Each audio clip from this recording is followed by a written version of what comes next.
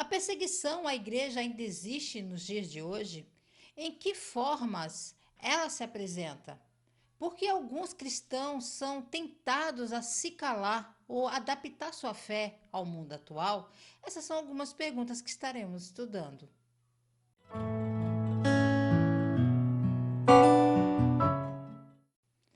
A paz do Senhor, povo unido de Deus, para você que é novo por aqui, eu sou a diaconisa Tânia Anjos, sou professora e superintendente de Escola Bíblica Dominical. Estamos estudando o terceiro trimestre das lições bíblicas da editora CPAD, da classe dos adultos, que tem o tema A Igreja em Jerusalém, doutrina, comunhão e fé. A base para o crescimento da igreja em meio às perseguições. A lição de hoje é a lição 7. Uma igreja que não teme a perseguição. O texto áureo nos diz assim: Porém, respondendo Pedro e os apóstolos disseram: Mais importa obedecer a Deus do que aos homens. Atos capítulo 5, versículo 29. A verdade prática nos diz assim: em relação à verdadeira igreja cristã, há duas verdades inegáveis. Primeiro, a igreja será perseguida, e segundo, Deus a protegerá. A leitura bíblica em classe se encontra em Atos capítulo 5, versículo 25 ao 32 e capítulo 12, do versículo 1 ao 5. Objetivos da lição: explicar os motivos e as esferas da perseguição enfrentada pela igreja primitiva, demonstrar como Deus protegeu sua igreja através de livramentos e da intercessão e encorajar os alunos a permanecerem firmes na fé mesmo diante das adversidades. A introdução na revista nos diz assim: desde o seu início, a igreja enfrenta oposição e perseguição. Por sua própria natureza, a fé cristã atrai sobre si a rejeição e a perseguição. Isso porque a fé cristã, por defender princípios exclusivos, muitas vezes se choca com os valores seculares e mundanos. Foi assim no primeiro século e é assim ainda hoje. Contudo, devemos destacar que a igreja não está sozinha nem abandonada no mundo. Deus é o seu dono e, portanto, o seu protetor. Vemos ao longo da história da igreja o Senhor agindo de diferentes formas para dar livramento e vitória ao seu povo. Assim, nesta lição, veremos como Deus faz isso capacitando e empoderando o seu povo para viver no meio de um mundo hostil. Vivemos em tempos em que a liberdade religiosa é, em muitos contextos, ameaçada de forma sutil e explícita. Entretanto, desde o princípio, a Igreja de Cristo sempre enfrentou oposição. O livro de Atos dos Apóstolos nos mostra como os primeiros cristãos lidavam com essas perseguições, não com medo, mas com coragem, fé e dependência do Espírito Santo. Hoje, ao ensinarmos nossos alunos, devemos lembrar que o mesmo Espírito que capacitou os apóstolos continua presente e atuante em nós. Nossa missão como professores não é apenas transmitir conhecimento, mas formar discípulos convictos, preparados para viver e proclamar sua fé, mesmo diante de desafios. Esta aula mostrará que, embora a perseguição seja real, a proteção e a presença de Deus são ainda mais reais. E que uma igreja cheia do Espírito não se cala, não negocia sua fé e não recua diante da oposição. A palavra-chave é perseguição. Irmãos, não esqueça de curtir, comentar, compartilhar pelo menos com mais uma pessoa no grupo do WhatsApp da sua igreja, do Telegram, que você estará ajudando a esse canal a levar um ensino da palavra de Deus, ok? Então vamos lá. Tópico 1: a igreja perseguida. Subtópico 1: os perseguidores. Na Bíblia, vemos que as autoridades religiosas da época dos apóstolos começaram a se opor à igreja. Atos 5 menciona 3 grupos: os sacerdotes, os saduceus e o capitão do templo. Os saduceus eram um grupo muito influente, com grande poder político e religioso. Eles tinham o apoio dos sacerdotes e dos anciãos. E dentro dessas classes religiosas eram os mais poderosos. Esse grupo já havia tentado atrapalhar o ministério de Jesus várias vezes, criando dificuldades sempre que podiam. Os anciãos eram líderes judaicos influentes, representando tanto o aspecto religioso quanto políticos, mas sem exercer funções sacerdotais no templo. Já o capitão do templo, mencionado também em Atos capítulo 4, versículo 1, era um sacerdote de nível inferior, mas que tinha autoridade policial dentro do templo. Esses grupos, cada um com sua influência, viram a igreja como uma ameaça e fizeram de tudo para impedir a pregação do evangelho. Desde os primeiros dias da igreja, os seguidores de Jesus enfrentaram oposição feroz. No livro de Atos dos Apóstolos, especialmente no capítulo 5, vemos que a igreja primitiva enfrentou perseguição de grupos religiosos influentes da sociedade judaica da época. Esses grupos que detinham poder político e religioso viram na mensagem cristã uma ameaça à sua autoridade e tradições. Três grupos principais se destacam: os sacerdotes. Eles eram responsáveis pelo serviço religioso no templo, eram parte da elite religiosa, tinham grande influência sobre o povo e controlavam o sistema sacrificial. Não viam com bons olhos o movimento que crescia fora do controle deles. A pregação dos apóstolos sobre salvação pela fé em Jesus ameaçava diretamente o sistema que eles controlavam. Os saduceus.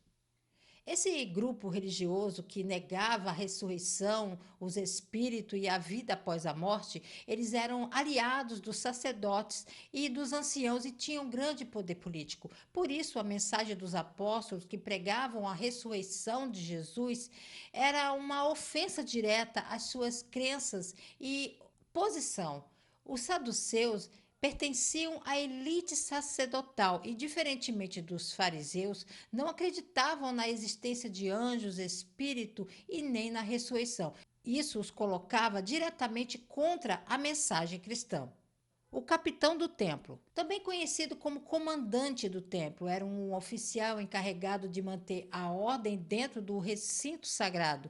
Ele tinha poder de prisão e representava a autoridade policial religiosa. Quando os apóstolos pregavam com ousadia no templo, ele via como uma ameaça à ordem estabelecida. O capitão do templo era a segunda maior autoridade do templo, depois do sumo sacerdote. Ele comandava uma guarda armada. Esses grupos representavam a união entre o poder religioso e político contra a igreja nascente. Esses grupos já haviam se oposto a Jesus durante seu ministério e continuavam perseguindo seus seguidores depois da sua ascensão. Os saduceus eram uma minoria, mas extremamente influente. Tinham acesso ao Sinédrio, o Conselho Supremo dos Judeus, e geralmente colaboravam com o governo romano, o que os tornava ainda mais poderosos. O Sinédrio era composto por 71 membros, incluindo saduceus, fariseus e anciãos. Eles eram como um supremo tribunal religioso dos judeus. O capitão do templo não era apenas um guarda, mas um líder com autoridade para deter pessoas, o que mostra o nível de ameaça que os apóstolos representavam para o sistema religioso. O evangelho sempre enfrentará a oposição quando confronta interesses pessoais, religiosos e políticos. A perseguição não é sinal de derrota, mas de fidelidade. Se a igreja primitiva foi perseguida por estar no caminho certo, hoje também enfrentaremos resistência ao vivermos com verdade e compromisso. Subtópico 2: Esferas da perseguição. A perseguição dos judeus aos cristãos se dava em duas esferas: a religiosa, por verem a mensagem de Cristo como ameaça, e a política. Os romanos procuravam aumentar o capital político com os judeus. Na esfera religiosa, Lucas registra que os religiosos judeus prenderam os apóstolos à medida que os cristãos testemunham de sua fé com poder, ganhavam mais e mais admiração popular. Muitos já haviam aceitado a fé. Esse número continuava crescendo. A inveja, portanto, provocou a ira desses líderes. Enquanto a igreja crescia, o velho judaísmo farisaico regredia. B. Na esfera política. Em Atos 12, do versículo 1 ao 5, vemos que a perseguição se dá na esfera estatal e é de natureza mais política na esfera pública. Ali, o rei Herodes, um dos governantes que representava o Império Romano na Judéia, mandou executar Tiago e prender o apóstolo Pedro. Sabendo que Pedro era um líder de destaque entre os apóstolos, queria com isso aumentar o seu capital político perante os judeus que se opunham à igreja. Então, vemos que a perseguição na igreja primitiva se deu nessas duas grandes esferas. Na esfera religiosa, os líderes religiosos viam o crescimento da igreja como uma ameaça direta à sua autoridade. Então, em Atos 5, mostra que os apóstolos foram presos por ordem dos saduceus, movidos pela inveja e medo de perder o controle sobre o povo. A popularidade dos cristãos e a adesão da multidão geravam temor e ciúmes nos religiosos. A mensagem cristã estava desafiando a estrutura do judaísmo tradicional, não apenas pela doutrina, mas pelo poder que acompanhava a pregação. Curas, milagres e transformação de vidas. Os líderes religiosos judeus prenderam os apóstolos por inveja e medo de perder o controle sobre o povo. A popularidade da igreja e o poder de Deus em ação, milagres, cura e conversões expunham a fraqueza do sistema religioso tradicional. Os fariseus e saduceus perderam espaço para uma fé viva e transformadora. Na esfera política, vemos em Atos 12, a perseguição se intensifica agora com motivação política. O rei Herodes manda matar Tiago e prende Pedro. Não por questão de fé, mas para agradar os judeus que se opunham à igreja, para agradar os judeus e ganhar apoio político. Herodes queria ganhar popularidade entre os religiosos judeus, consolidando seu domínio político. A fé cristã virou moeda de troca entre líderes que buscavam poder e a perseguição passou a ser usada como estratégia pública. Herodes era neto de Herodes o Grande, aquele que tentou matar Jesus quando bebê e buscava agradar os judeus para manter estabilidade com Roma. A perseguição religiosa era mais ideológica e emocional, motivada por inveja e medo de perder influência. Já a política era estratégica, voltada para manipular massas e manter poder. A oposição ao evangelho pode vir de diferentes direções, seja por intolerância religiosa ou por interesse político. Nem sempre a perseguição vem de fora. Às vezes ela nasce de sistemas religiosos estabelecidos que se sentem ameaçados por uma fé viva e verdadeira. Não se intimidem com sistemas humanos. Assim como Deus livrou os apóstolos, ele ainda guarda os seus. Hoje ainda somos perseguidos em ambientes religiosos. Igrejas que pregam arrependimento e santidade são ridicularizadas, até mesmo por outros cristãos que adotaram um evangelho sem cruz.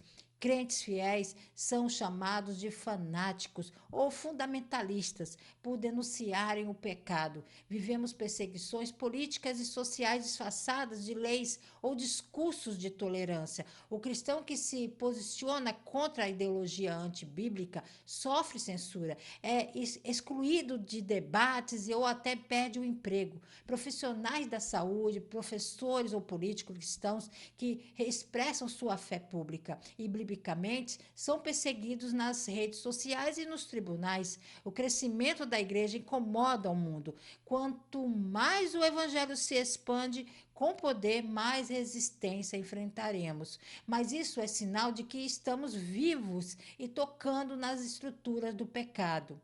Em países como a China ou o Irã, igrejas são proibidas, mas continuam crescendo no subterrâneo porque não negociam a verdade.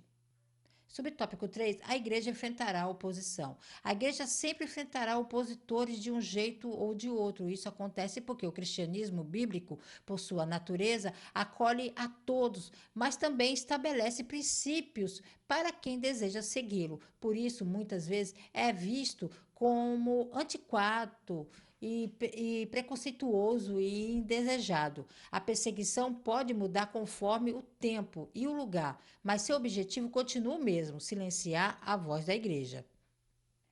Desde o início, a igreja sempre teve opositores e isso não vai mudar. A razão é simples: o evangelho confronta. Ele acolhe com amor, mas também chama à transformação. E isso incomoda uma sociedade que quer viver sem limites morais. A perseguição muda de forma, mas nunca cessa. Na igreja primitiva, teve prisões, açoites, mortes. Hoje, zombarias, cancelamentos, exclusão social, perseguições institucionais. O cristianismo bíblico sempre será alvo de críticas, pois não se molda ao mundo. Por isso, os verdadeiros cristãos precisam estar preparados para resistir com coragem e fidelidade. No século I, os cristãos eram acusados de ateísmo por não adorarem a deuses do império. Hoje são chamados de intolerantes por não aceitarem o relativismo moral. Justino Marte, um dos pais da igreja, morreu por se recusar a negar a fé. Ele disse: Você pode nos matar, mas não nos ferirá. Não espere a aceitação do mundo. Se você decidir viver de forma santa e pregar a verdade, será chamado de ultrapassado, radical, até de cristão tóxico. Jovens cristãos fiéis são zombados por manterem pureza sexual ou por não apoiarem certas ideologias modernas. A oposição virá mesmo dentro da própria família ou igreja. Quem defende os princípios bíblicos pode enfrentar a rejeição até de outros crentes que preferem agradar o mundo. Professores e líderes que alertam contra o pecado são acusados de serem duros demais ou sem amor. Ensine seus alunos a permanecerem firmes. O objetivo do inimigo é calar a igreja. Não se trata apenas de discordância, é um ataque à verdade. Em países democráticos, leis estão sendo criadas para restringir pregações bíblicas sob o rótulo de discurso de ódio. A sinopse do tópico primeiro nos diz assim: a igreja primitiva enfrentou perseguição e oposição tanto na esfera religiosa quanto na esfera política.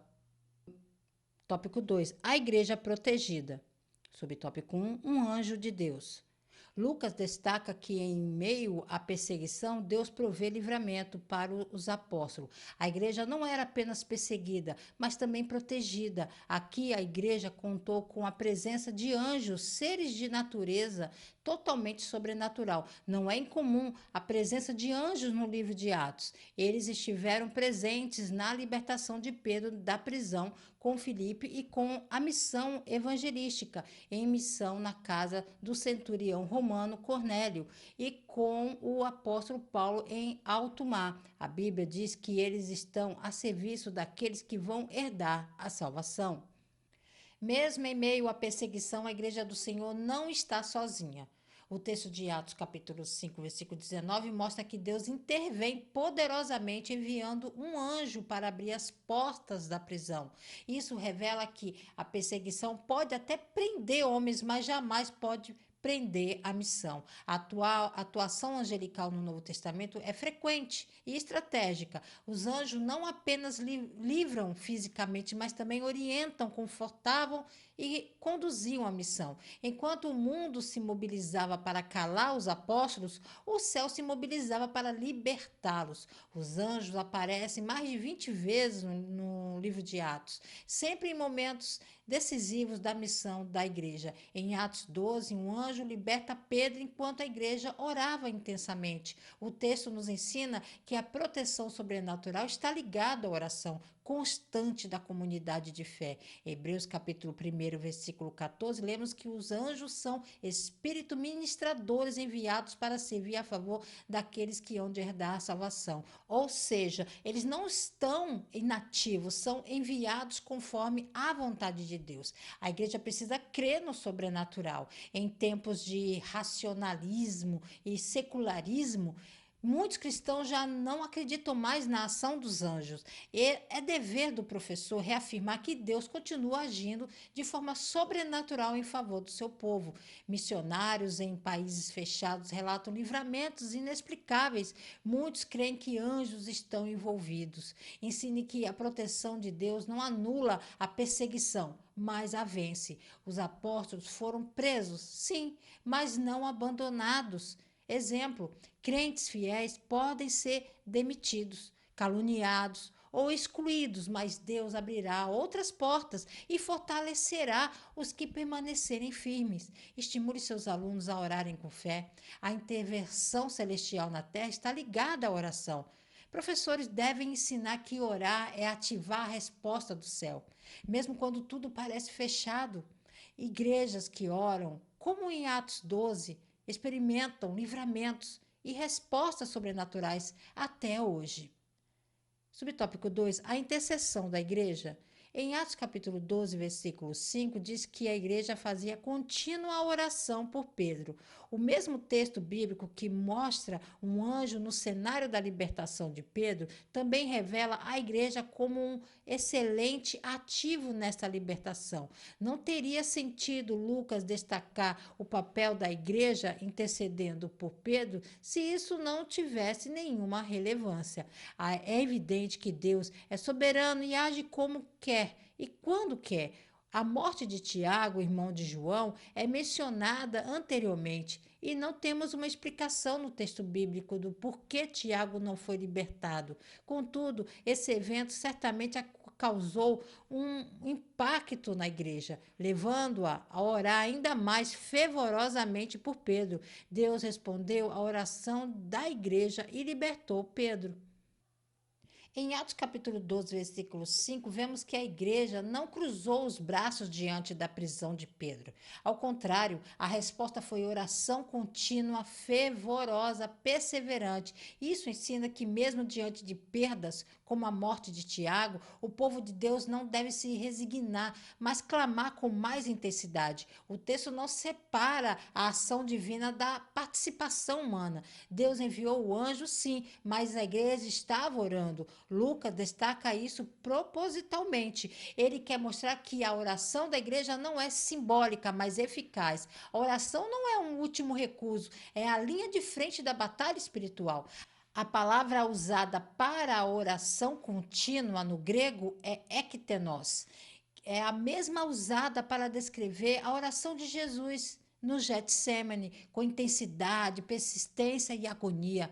A intercessão não foi feita no templo ou em público, mas havia risco. Eles se reuniam em casas, às escondidas, em grupos pequenos, o que nos mostra o poder da oração comunitária, mesmo sob pressão. A igreja precisa restaurar a cultura da intercessão.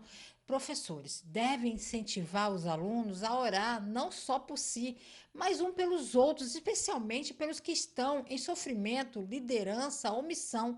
Incentive grupos de intercessão pelos missionários, pastores e irmãos perseguidos hoje, como os que vivem na Coreia do Norte, Irã, Nigéria ou até nas zonas urbanas violentas. Não desanime quando nem todas as orações forem respondidas como esperamos. Tiago foi morto, Pedro foi liberto. A soberania de Deus não anula o valor da oração. Às vezes oramos por uma cura e ela não vem como desejamos, mas a fé deve permanecer. Professores precisam ensinar maturidade espiritual diante dos mistérios de Deus. Crie uma cultura de oração prática em sua sala de aula. Mais do que falar sobre oração, leve os alunos a orar juntos. Crie um momento fixo de intercessão na IBD. Isso fortalece a unidade e mostra que a oração é uma ação concreta e eficaz.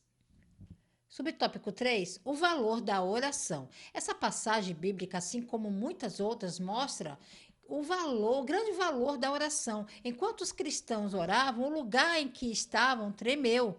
Quando Paulo orava, teve uma visão com Ananias de Damasco orando pela cura dele. Enquanto Cornélio orava, um anjo se apresentou a ele e os apóstolos oravam para que os cristãos fossem batizados no Espírito Santo. Não podemos subestimar o poder da oração. A conhecida frase muita oração, muito poder, pouca oração, pouco poder, ainda continua atual. A oração não é um ritual vazio, nem uma prática opcional. Em Atos, a oração está sempre associada a moveres sobrenaturais. Cada passo importante da igreja primitiva, evangelização, cura, batismo no Espírito, envio de missionários foi procedido ou acompanhado por oração. A oração era o combustível espiritual da igreja primitiva. A oração, ela ativa a sensibilidade espiritual, fortalece a fé e abre espaço para o agir de Deus.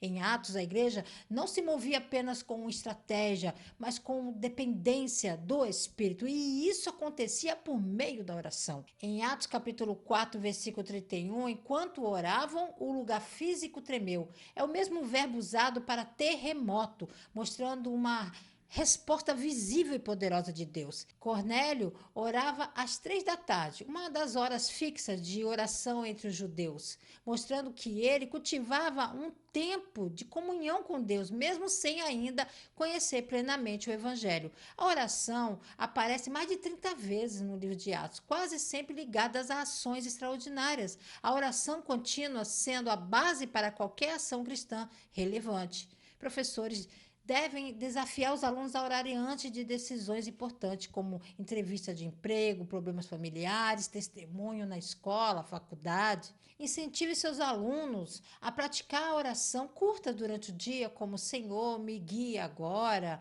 e também momentos separados de intercessão mais profunda.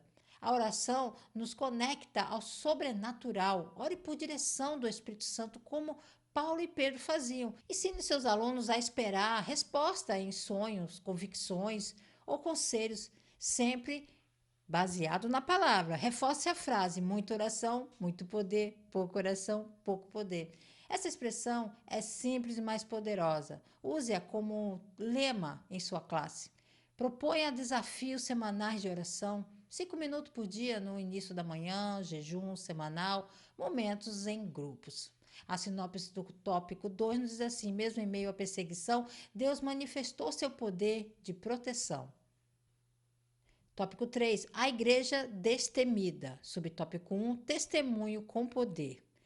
Tão logo foram libertos, os apóstolos começaram a testemunhar de sua fé.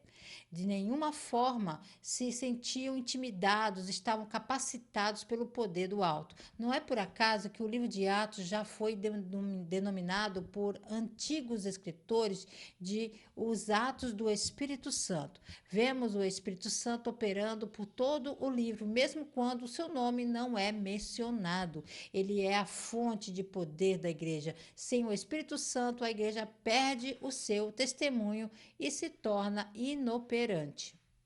Em Atos capítulo 5, versículo 25, vemos que os apóstolos não se esconderam após serem libertos milagrosamente. Ao contrário, estavam pregando no templo, à vista de todos. Isso revela uma ousadia sobrenatural. Eles não agiam por coragem natural, mas pela capacitação do Espírito Santo. Essa ousadia é resultado do que Jesus prometeu em Atos capítulo 1, versículo 8. Mas recebereis poder ao descer sobre vós o Espírito Santo e ser-me-eis minha testemunha. O termo grego para poder é dinamis, que dá origem à palavra dinamite, ou seja, trata-se de um poder explosivo, ativo e transformador. O Espírito Santo é quem gera esse impacto no testemunho da igreja, tornando vivo, eficaz e irresistível mesmo diante da oposição. A palavra testemunha vem do grego martis, que deu origem ao termo Marte. Desde o início, ser testemunha de Cristo está ligado ao sofrimento e à disposição para morrer pela fé.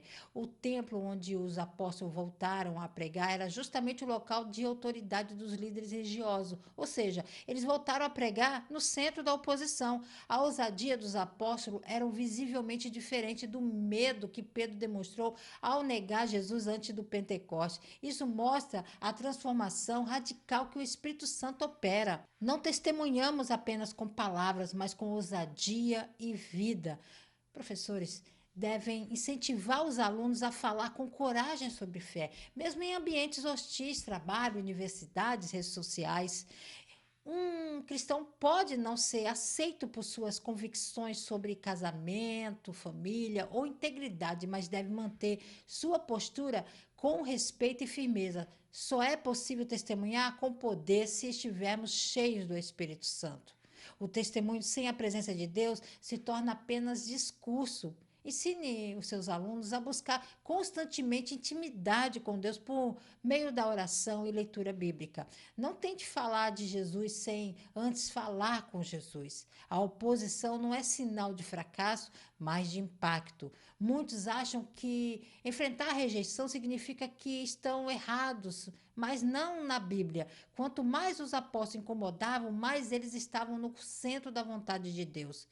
Desafie seus alunos a não fugirem de discussões construtivas ou de ambientes difíceis. O Evangelho é luz justamente onde há trevas. Subtópico 2: Convictos de sua fé. Lucas registra a ousadia do testemunho de Pedro. Nesse texto, temos uma clara defesa dos valores cristãos. Ele mostra que a igreja primitiva não negociava sua fé, mesmo que isso lhe custasse caro. A mesma referência também é muitas vezes usada para justificar a desobediência civil por parte da igreja em relação ao Estado, quando este age contrariamente aos princípios adotados por aquela. De fato, isso está em foco. Contudo, não se trata de uma mera desobediência civil ou rebeldia, mas de uma defesa consciente daquilo que a igreja crê como fazendo parte de sua natureza e essência e que, por conta disso, não pode de forma alguma ser negociado. O versículo-chave aqui, em Atos 5:29, é: Antes importa obedecer a Deus do que aos homens. Essa declaração feita por Pedro diante das autoridades religiosas não é um gesto de rebeldia, mas uma convicção inegociável de que a autoridade final da igreja é Deus, mesmo diante de pressões sociais, políticas ou religiosas. A igreja primitiva não era militante por ideologia, mas firme por princípios. Pedro estava afirmando que quando a ordem dos homens contraria a ordem de Deus, o crente deve se manter fiel ao Senhor, ainda que sofra por isso. Essa convicção se tornou um marco para a ética cristã em contextos de perseguição, opressão governamental, inclusive na história da igreja, através dos séculos. A declaração de Pedro é considerada uma das primeiras manifestações de desobediência civil pacífica na história cristã. A intenção não era provocar o Estado, mas permanecer fiel ao chamado divino. Os primeiros cristãos não participavam de cultos ao imperador romano, mesmo sob ameaça de morte, pois só reconheciam a Cristo como Senhor. Muitos mártires da igreja primitiva, como Policarpo, Justino, foram mortos não por crimes, mas por se recusarem a negar sua fé ou adorar outros deuses. Convicção cristã exige coragem moral. Ensine seus alunos que ser cristão hoje envolve enfrentar pressões culturais, como ser pressionado a apoiar práticas ou valores contrários à Bíblia, como ideologias que relativizam a família, gênero ou santidade. Em certas profissões, um cristão pode ser mal visto por não participar de corrupção, mesmo que isso traga prejuízo pessoal. Nem toda obediência é obediência a Deus. Os professores devem lembrar os alunos que submissão às autoridades é bíblica, mas nunca acima da obediência ao Senhor. Quando uma expressa exige mentiras ou manipulações, o cristão precisa tomar posição, ainda que sofra consequência. Nossa fé deve ser firme, mas não agressiva. Pedro respondeu com firmeza, mas sem ofensas ou desrespeito. O ensino aqui é de resistência pacífica, mas convicta. Um jovem na universidade pode se posicionar biblicamente com respeito, mas sem se calar diante de temas contrários à sua fé. A sinopse do tópico 3 nos diz assim: o Espírito Santo capacitou os crentes a testemunhar com ousadia. A conclusão na revista nos diz assim: vimos como uma igreja capacitada pelo Espírito enfrenta perseguições. O cristão, portanto, não deve se assustar com elas. No contexto do cristianismo bíblico, essa é a regra, não a exceção. Ninguém gosta de ser perseguido, contudo, as Escrituras nos previnem a respeito da realidade da perseguição na jornada cristã. Isso não significa que o sofrimento deve ser um alvo a ser alcançado, mas que devemos estar conscientes de que não podemos evitá-lo. Portanto, o nosso foco deve estar em Deus, pois Ele é quem pode nos guardar e capacitar no meio do sofrimento. A perseguição nunca foi capaz de parar a Igreja de Cristo. Pelo contrário, ao longo da história, ela fortaleceu, purificou e expandiu. A Igreja primitiva nos ensina que não é a ausência de sofrimento que define o sucesso espiritual, mas a fidelidade a Deus, mesmo quando ele vem. Como professores, somos chamados a formar cristãos corajosos, convictos, intercessores e cheios do Espírito. Que ao ensinarmos essa lição, possamos inspirar nossos alunos a viverem uma fé firme, sem medo de oposição, sabendo que Deus cuida, capacita e recompensa aqueles que permanecem fiéis. Bem-aventurados que sofrem perseguição por causa da justiça, porque deles é o reino dos céus. Deus abençoe você, a sua casa, a sua família, querendo o Senhor.